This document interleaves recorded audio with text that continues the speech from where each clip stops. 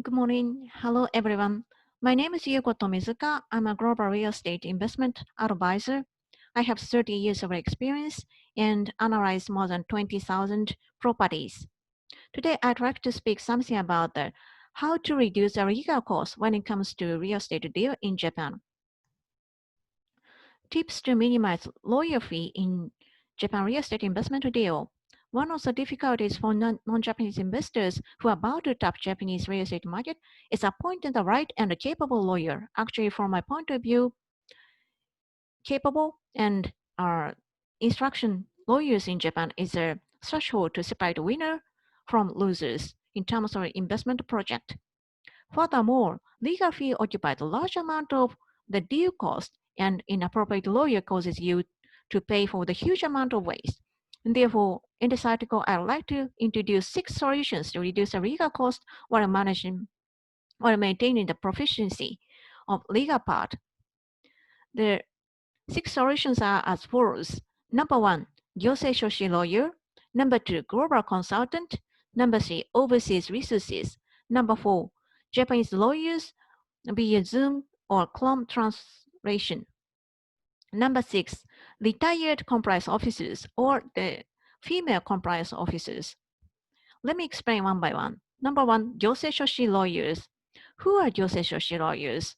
In Japan, there are several certifications of lawyers, and Gyosei-shoshi is one of those certifications. And their specialized areas are preparation and submission of official application documents such as construction permission, obtaining business license, and establishing legal entity. For instance, establishing legal entity would cost 1,000 to 1,000, depending on the case. What are the benefits? Number 1, cost efficiency. Obviously, it's far cheaper than appointing global lawyers. Number 2, speed. Quick and fast process. They already established relation with public authorities. Number 3, strengthen specific areas such as building or development permission application or the business license application. Challenges. Number 1, limited coverage, the labor administrative issues or successions or detailed real estate contracts. Those are out of their scope. Number 2, low quality of communication skill, especially for overseas client. Say, one Gyosei-shoshi lawyer out of 10 can speak acceptable language. Number 3, sports support. As the scope is limited, for large-scale investment, non-stop service coverage, say the pre-acquisition to disposal phase, cannot be expected by Gyosei-shoshi lawyers. So how to use? Combination with lawyers. Some Gyosei-shoshi lawyers are quite knowledgeable and well experienced, so pre-discussion on legal agreement can be done with Gyosei-shoshi, and of course completed draft can be developed with them, and the final check and the final review should be done by lawyer. This allows you to reduce the cost. Number 2, the global consultant. Who are global consultant? Among many consultants, those who have enough international experience may be the candidate for the kind of consultancy work. For the first time investors to Japan, after Lehman Brothers crash in 2008, real estate players got independent, self-employed. So through LinkedIn or major headhunters, they have some list for those consultancy. The benefit, number 1, is flexibility. Compared with lawyers, consultant service area is more flexible. For instance, assume your residential development project, assembling, the site assembling, planning, community consent, building permission, construction management, leasing and value-ups, and clients can flexibly ask their opinion. On the other hand, lawyers' specialized area seems to be a lot narrowed down, like, for instance, the structuring after completion or the community consent. Those are the areas that lawyers should be involved. Number 2, cost efficiency. The investors can appoint consultant by monthly fee or purchase analysis on support. In any case, the instructing consultancy will be less costly than appointing lawyers for all those processes. Challenges. Number 1 is the continuity risk. All the information and driving initiatives may be concentrated on that consultancy who you're going to appoint. Thus, under the contingency, clients may lose control or have difficulty in managing players in terms of their corporation. And number two, spot service. A majority of consultancy has their own areas to be specialized, and one-stop full service would be hard to expect. Category number three, temporal internal lawyer. Who are temporal lawyers? Lawyers who can work flexibly to commit clients' workload while belonging to a law firm. Since the legal regulation change in 1990, the number of lawyers has been increasing and more competition has appeared, more variety in lawyers' background has been seen, and more customized contracts can be arranged. So the benefit, proficiency, highly skilled lawyers, and they are very much knowledgeable, and they can deliver the expertise to the client. The number two, efficiency. In the certain limited time frame, the client can complete the project. The challenge, number one, to retain a lawyer in-house may be a little bit costly. Number two, communication restriction. Even though the number of lawyers has increased, not everybody can speak the good and fluent English. So the clients need to understand this kind of the communication limitation. And the number three is the professional indemnity insurance. Not everybody purchases this kind of the professional indemnity insurance, which are required under global investment standard. Number four, overseas resources. Who are those overseas resources? One who have experience in legal area but living in other countries after their marriage, or the former diplomat who are living in the overseas countries. Those candidates can speak good English, know well Japanese market practice, and provide support to the international clients. The benefit? Cost, obvious cost. Due to the little administrative cost, they can provide their services at reasonable cost. Number two, flexible communication. Of course, you can expect a good English communication skill under business context.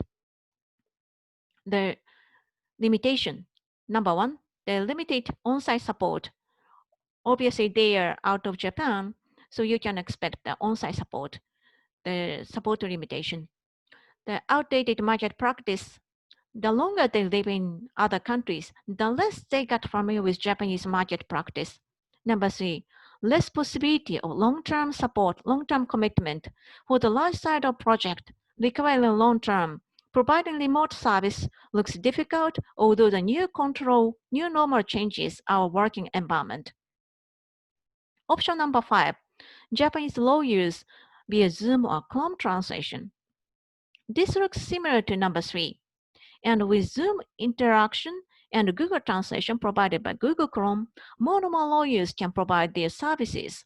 The creating a market competition, and the client will be able to have the satisfactory service within the budget. Benefit. Number one is flexibility. You may expect anytime, anything type service. And number two, the cost efficiency. There be a combination of several professional works, clients can realize the best design of professional services. However, challenges, the low translation quality, the Google translation has improved, but not yet in the highly professional areas. So the arrangement skill required, arranger who know well the available resources or some system by which we can build up the best combination of professionals, like the matching application or platform, the technology platform will be needed for investors to select the best one. And the last three, retired compliance officer or female compliance officer. Those compliance professionals who used to work for international companies but have some blank due to leave or the retirement, they are the candidate and most likely interested in getting involved in actual deals. A benefit, cost efficiency, their retaining fee may not be high, and the budget of the initial investment can be lower than expected. The second, relative high quality, they have relevant experience and are well connected in the industry. The challenge, rehabilitation needed. Given the brand, some warming up stage may be needed. Number two, commitment restriction.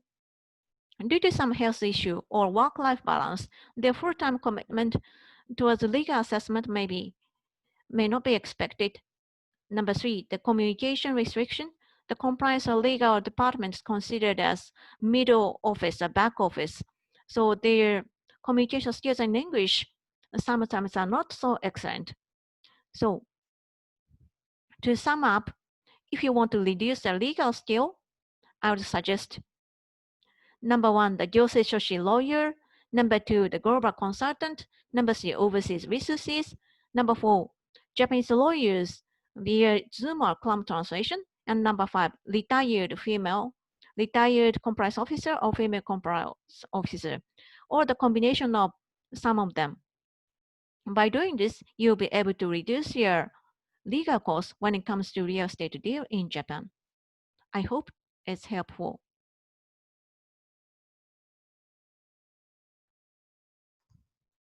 This is my background.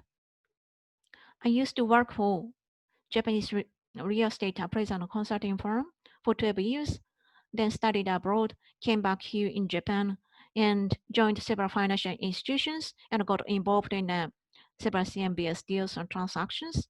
Since 2013, I came here in Okinawa and based on Okinawa and supporting the global investors in terms of their project, including the resort or the hotel deals.